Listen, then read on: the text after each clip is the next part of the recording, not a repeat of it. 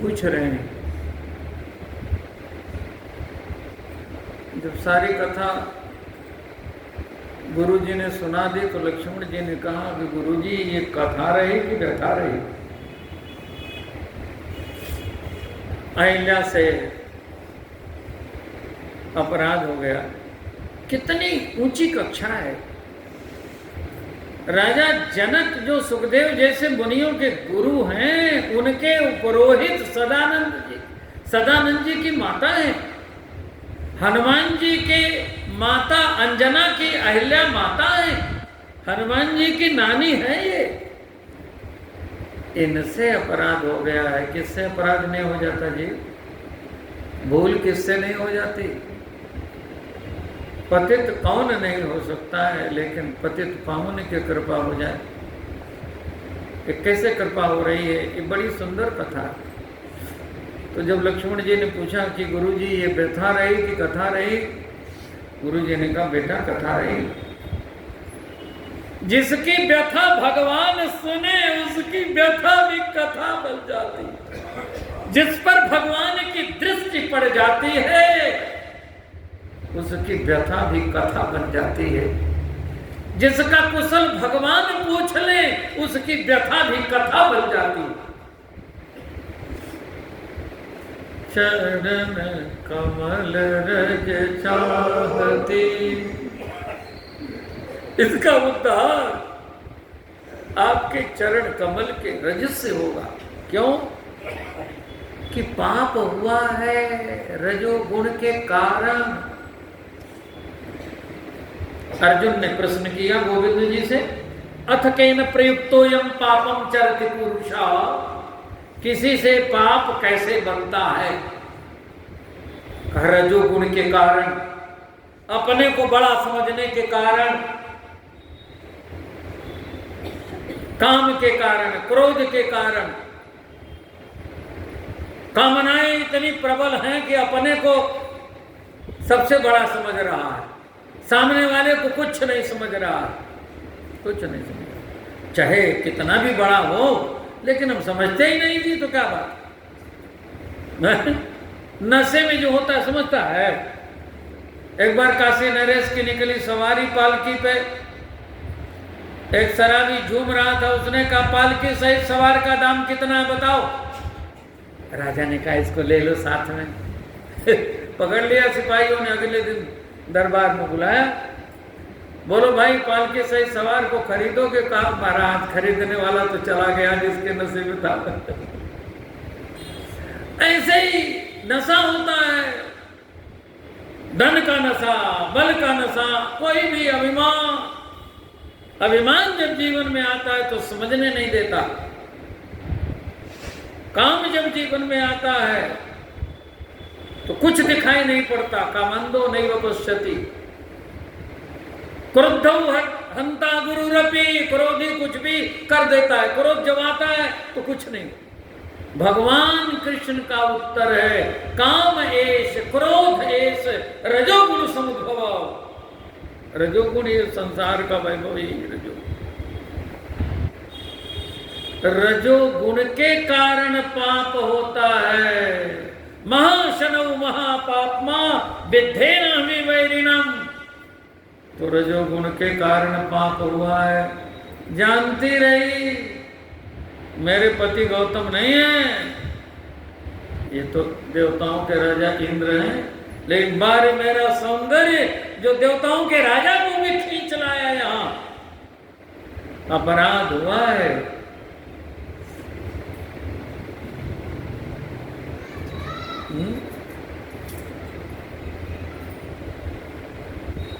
सहज पाप संताप शापते, शिला भई मोने नारी,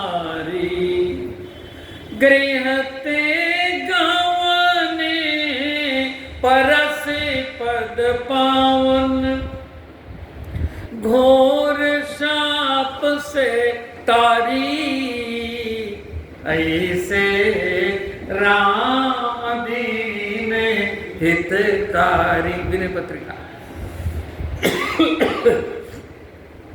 रजोगुण से के कारण पाप हुआ है, तो आपके चरण की रज ही उद्धार कर सकती। चरण कमल रज चाहती, कृपा करहु रघुबीर। भगवान ने कृपा करी गुरु जी की आज्ञा से। परशत पद पावन शोक नसावन, प्रगट भई तप पुंज सही, देखत रघुनायक जन सुखदायक,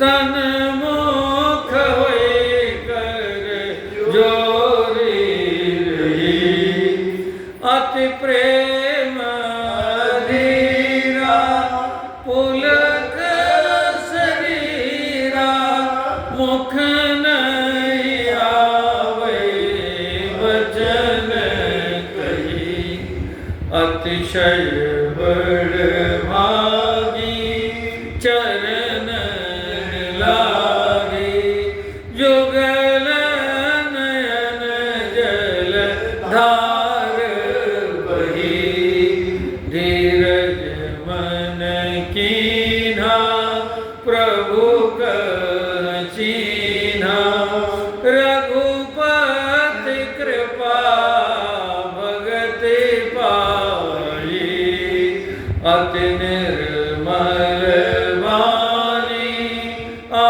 स्तुति ठानी, ज्ञान गम्य जय रघुराई, मैं नारी पावन प्रभु जग पावन, रावण रिपुजन सुखदाई,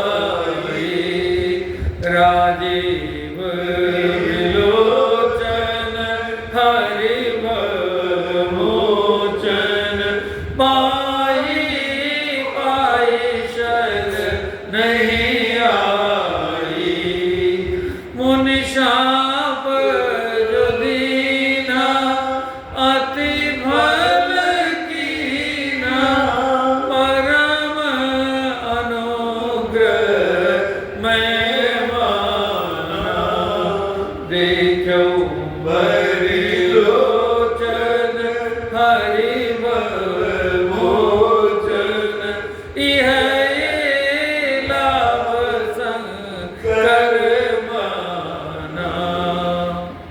देखिए अहिल्या जी का उद्धार हुआ। अहिल्या जी कह रहे कि मुझे शाप जो देना, मेरे पति ने जो मुझे शाप दिया था मैं उसे अनुग्रह मानती हूँ। शाप को अनुग्रह, अनुग्रह नहीं परम अनुग्रह, परम अनुग्रह मैं माना। तो कैसे, यदि शाप न दिया होता तो आप चल करके कृपा करके दर्शन कैसे देते। देखो भरी लोचन हरि भय मोचन, यही लाभ शंकर माना। शंकर भगवान भी तो यही लाभ चाहते हैं। हे प्रभु फिर से न भूल हो जाए।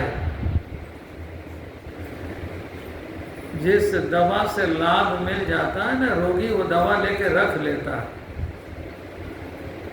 वो दवा लेके रख लेता है। हाँ, अहिल्या जी ने कहा कि कोई गारंटी नहीं कि फिर भूल न हो जाए, इसलिए जिस औषधि से मैं स्वस्थ हुई हूँ, हे प्रभु बिनती प्रभु मोरी, मैं मति भोरी, नाथ न मांगो वरदाना। कोई और वरदान नहीं चाहिए। क्या चाहिए? पद कमल परागा, रस अनुरागा, मम मन मधुप आपके चरण कमल में जो पराग है, कमल में होता है पराग, चरण में होती है धूली, तो चरण आपका कमल है, उसमें पराग है जो धूली है, वो धूली हमको मिल जाए प्रभु औषधि के रूप में। मेरा मन भंवरा बन करके उस पराग का निरंतर पान करता है। बड़े बड़े महात्मा अमलात्मा जोगेंद्र मुनीन्द्र यही तो करते हैं। जावक जुत पद कमल सुहाए, मुनि मन मधुप रहत जिन छाए। मुनिजनों के मन में निंद जिन चरण कमलों पर मंडराते रहते हैं, मेरा मन भी भंवरा बन करके, हे प्रभु ऐसा वरदान दीजिए, मम मन मधुप करे पाना, एहि भांति सिधारी गौतम नारी, बारे बारे हरि चरण हरि, जो अति मन भावा सो बर पावा, गई पति लोक आनंद भरी। भगवान से जो वरदान मांगा, भगवान ने वो वरदान प्रदान किया। अब आनंद में भर करके पति लोक को अहिल्या जी जा रही। अहिल्या जी आनंद विभोर है, लेकिन भगवान के मन में अभी क्षोभ बना हुआ। हाँ, बड़ा अद्भुत प्रसंग है ये।